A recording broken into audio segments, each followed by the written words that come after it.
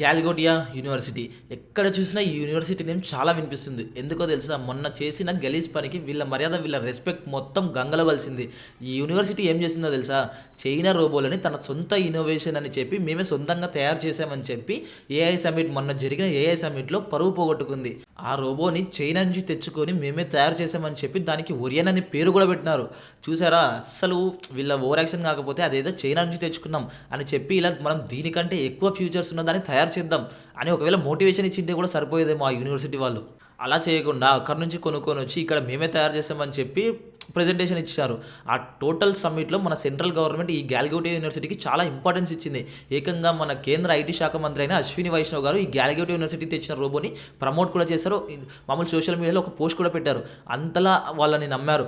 ఆ రోబోని చాలా మెచ్చుకున్నారు. ఇది మన ఇండియన్ ఇన్నోవేషన్ అని కేంద్ర ఐటీ మంత్రి పెట్టిన పోస్ట్ కిందే ఒక కామెంట్ కూడా వచ్చింది. ఇది చైనా మోడల్ అయిన యూనిటరీ రోబో అని ఫ్యాక్ట్ చెక్ చేసి చెప్పడంతో పరువు పోయినట్టు అయింది. వెంటనే ఆ పోస్ట్ని కూడా డిలీట్ చేశారు ఐటీ మంత్రి గారు. అసలు ఒక ఐటీ మంత్రి గారు అంత ప్రమోట్ చేసిన తర్వాత ఇది ఇండియన్ ఇన్నోవేషన్ కాదు, మన ఇండియన్ స్టూడెంట్స్ తయారు చేసింది కాదు అని తలుచుకొని ఊహించుకుంటే మనకే ఎలాగో ఉంది. అలాంటిది పోస్ట్ కూడా డిలీట్ చేశారంటే ఎంత మర్యాద పోయినట్టయింది. ఈ గ్యాల్గోటియా యూనివర్సిటీ మన మోడీ గవర్నమెంట్కి చాలా ఫేవరెట్ యూనివర్సిటీ.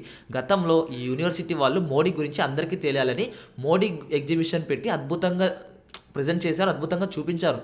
కానీ మన వాళ్ళకంటే చైనా ఏఐ విషయంలో ఎంత అప్డేట్గా ఉందో ఆలోచించాల్సిన విషయం ఇది. ఎందుకంటే అంత అప్డేట్ రోబోట్ డాగ్ని చాలా అద్భుతంగా తయారు చేశారు చైనా వాళ్ళు. నిజంగా మనం కూడా చాలా అప్డేట్ అవ్వాలి, ఇంకా అందుకేనేమో నేర్చుకుంటూనే ఉండాలి అంటారు పెద్దలు. అస్సలు గ్యాల్గోటియా యూనివర్సిటీ వాళ్ళు ఆ సమ్మిట్కి రాకపోయినా కూడా బాగుండేది. మనమే ట్రోల్ చేసుకునేలా చేశారు ఆ యూనివర్సిటీ వాళ్ళు. మన ఇండియన్ గవర్నమెంట్ని, మన ఇండియన్లో ఉన్న టెక్నాలజీని చాలా ట్రోల్ చేసేలా చేశారు ఆ యూనివర్సిటీ వాళ్ళు. కనీసం ఈ ఏఐ సమ్మిట్ జరిగిన ప్లేస్ నుంచి ట్రాన్స్పోర్ట్ సరిగా లేదని చాలామంది నడుచుకుంటూ దాదాపు 2 కిలోమీటర్లు నడుచుకుంటూ వెళ్ళారంట. వాళ్ళు వీడియోస్ రికార్డ్ చేసి ఇన్స్టాగ్రామ్లో అప్లోడ్ కూడా చేశారు. ఆ వీడియోస్ చాలా వైరల్ కూడా అయ్యాయి. వీటన్నిటికంటే పెద్ద ఇంపార్టెంట్ విషయం ఏం జరిగింది తెలుసా? ఆ యూనివర్సిటీ అక్కడ ఆ ఏఐ సమ్మిట్లో ఏం జరిగిందో తెలుసా? హై సెక్యూరిటీ జోన్లో జరిగిన దొంగతనం అని మీరు అనుకోవచ్చు, కానీ నిజంగా అక్కడ సమ్మిట్లో చూపించడానికి తెచ్చిన కొన్ని వస్తువులను అంత హై సెక్యూరిటీ జోన్లో కూడా దొంగతనం చేశారంటే అస్సలు మనం ఏ స్టేజ్లో ఉన్నామో తెలుసుకోవాలి ఒకసారి. వాళ్ళు టాప్ లీడర్స్ వస్తారు అక్కడ ఆ సమ్మిట్కి. సైంటిస్టులు, టెక్ కంపెనీస్, ఫ్యూచర్ టెక్నాలజీ గురించి డిస్కస్ చేయడానికి అది ఒక స్టేజ్. ఇండియన్ ఇన్నోవేషన్ పవర్ని చూపించడానికి చాలా బెస్ట్ ప్లేస్ ఈ ఏఐ సమ్మిట్. చాలా యూనివర్సిటీస్, స్టార్టప్స్ కూడా స్టాల్స్ పెట్టి ప్రాజెక్ట్స్ షో చేశాయి. అందులో ఒక స్టాల్లో క్రౌడ్ మొత్తం అట్రాక్ట్ అయిన ఒక మెయిన్ హైలైట్ ఒక రోబోట్ డాగ్. ఆ రోబోట్ డాగ్ అనేది స్టేజ్ మీద చాలా స్మూత్గా నడిచింది, చాలా స్మూత్గా హ్యాండిల్ చేసింది. అంటే ఏదైనా అడ్డం వచ్చినా కూడా గుర్తించి అవాయిడ్ చేసింది. వాయిస్ కమాండ్స్ ఫాలో అయ్యింది. అందరూ షాక్ అయ్యారు. ఇండియన్ యూనివర్సిటీలో ఇంత అడ్వాన్స్డ్ టెక్నాలజీ డెవలప్ చేశారా అని అందరూ షాక్లో ఉన్నారు. అక్కడే ప్రాబ్లం స్టార్ట్ అయింది. లైవ్ డెమో వీడియోస్ సోషల్ మీడియాలో వైరల్ అయ్యాయి. టెక్ ఎక్స్పర్ట్స్ వీడియో చూశాక ఒక డౌట్ పెట్టారు. ఈ డిజైను, మూమెంట్స్, సెన్సార్ చాలా ఫెమిలియర్గా ఉన్నాయి. కొన్ని మినిట్స్ రీసెర్చ్ చేశారు. తర్వాత నిజమేంటో బయటపడింది. ఇది చైనా నుంచి ఇంపోర్ట్ చేసిన రోబో, ఇది చైనా నుంచి తెచ్చిన రోబో డాగ్. ఈ వీళ్ళు డైరెక్ట్గా షో చేస్తున్నారు, తెచ్చి మేమే తయారు చేసామని డైరెక్ట్గా ముందు పెట్టి చూపించేస్తున్నారు. ఇలా చేయడం చాలా తప్పు అని వాళ్ళు డైరెక్ట్ క్వశ్చన్ చేసినారు. ఇది ఇండియన్ ఇన్నోవేషన్ కాదు, చైనా కంపెనీ మ్యానుఫ్యాక్చర్ చేసిన కమర్షియల్ రోబోట్ డాగ్ మోడల్ అని తెలిసింది అంతే. ఇండియాలో జరిగిన ఏఐ సమ్మిట్లో చైనీస్ రోబోట్ డాగ్ని షోకేస్ చేశారు. ఇక్కడ మెయిన్ క్వశ్చన్ మొదలైంది. ఇది ఓన్గా వాళ్ళని చూసి బిల్డ్ చేశారా, లేక జస్ట్ చైనా నుంచి ఇంపోర్ట్ చేసి షో చేశారా? క్లారిటీ లేకపోవడం వల్ల కాంట్రవర్సీ ఫుల్ ఫైర్ అయింది.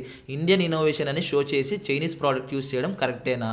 ట్రాన్స్పరెన్సీ ఎందుకు లేదు? స్టూడెంట్స్ని ఇన్స్పైర్ చేయడానికి మనకి ఒరిజినాలిటీ ఇంపార్టెంట్ కదా.